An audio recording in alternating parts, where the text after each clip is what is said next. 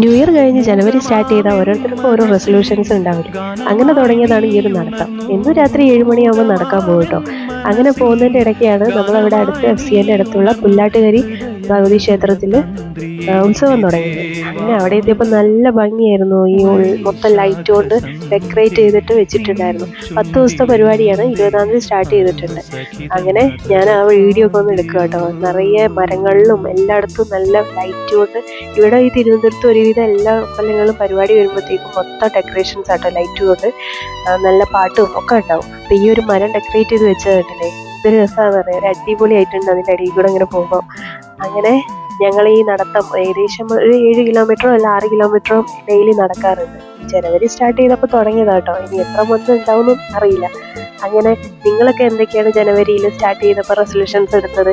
എന്തൊക്കെ തീരുമാനങ്ങളാണ് മാറ്റിയത്? എന്തൊക്കെ തീരുമാനം ഇപ്പോഴും പോയിക്കൊണ്ട് നിൽക്കുന്നുണ്ട്? ഒന്ന് പറയണം കേട്ടോ. ഈ ഒരു നടത്തത്തിനോടൊപ്പം ഞങ്ങൾ ഇന്റർമീഡിയറ്റ് ഫാസ്റ്റിങ്ങും ചെയ്യുന്നുണ്ട്. ഒരു 5:30-6 മണിയാകുമ്പോഴേക്കും ഫുഡൊക്കെ കഴിക്കും. പിന്നെ പിറ്റേന്ന് രാവിലെയാണ് ബ്രേക്ക്ഫാസ്റ്റ് ഒക്കെ കഴിക്കാറ്.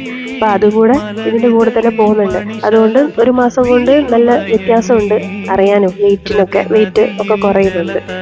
അങ്ങനെ നിങ്ങൾ എന്തൊക്കെയാണ് ചെയ്തത്? ഇതേപോലെ വെയിറ്റ് ലോസിനും അതേപോലെ ജനുവരിയിൽ സ്റ്റാർട്ട് ചെയ്ത റെസൊല്യൂഷൻസും ഒക്കെ പറയണം കേട്ടോ. ഈ ഒരു വീഡിയോ ഇഷ്ടമായെങ്കിൽ ഫേസ്ബുക്കിലാണെങ്കിൽ ഫോളോ ചെയ്യണം, യൂട്യൂബിലാണെങ്കിൽ സബ്സ്ക്രൈബും ചെയ്യണം. പിന്നെ അടുത്ത വീഡിയോ ആയിട്ട് വരുന്നവരേക്കും എല്ലാവർക്കും ബൈ. ഇപ്പം ഞങ്ങൾ നടത്തമൊന്നും തീർക്കട്ടെ.